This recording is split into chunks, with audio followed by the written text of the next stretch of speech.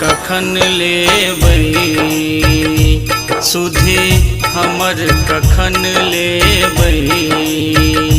छी द्वार ठाढ़ जननी,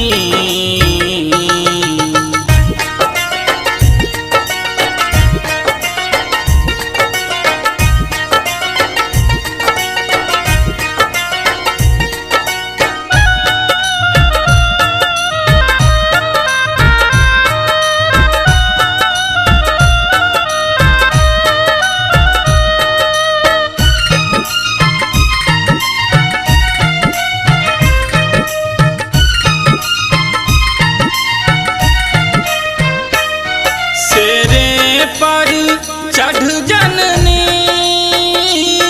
एक दिन अंगना बिया, अपने नैना सोमा हालात हमर देखियो।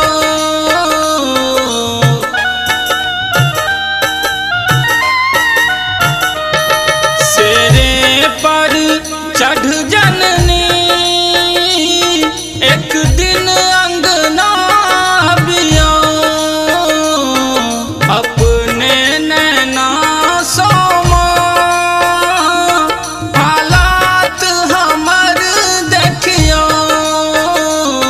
हालात हमर देखियो, हे तखन दया सोमा आँचर में नुका लेबै। बड़ देर भेलै जननी, सुधी हमर कखन लेबै, सुधी हमर कखन लेबै। छी द्वार ठाढ़ जननी,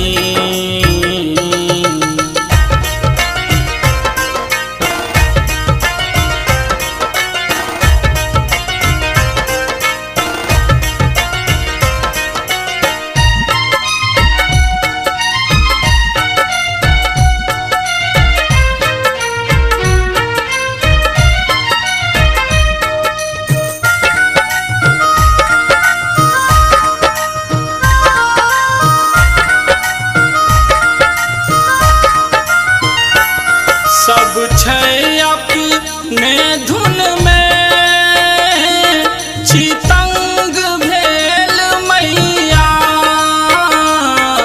मानव मानवता के छै बिसर गेल मैया।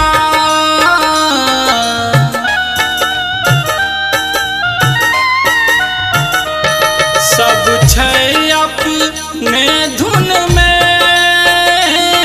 चितंग भेल मैया। मानव मानवता के छै बिसर गेल मैया, छै बिसर गेल मैया। हे अहीं कहू माता, हम आस ककर करबै। बड़ देर भेलै जननी, सुधी हमर कखन लेबै, सुधी हमर कखन लेबै। छी द्वार ठाढ़ जननी,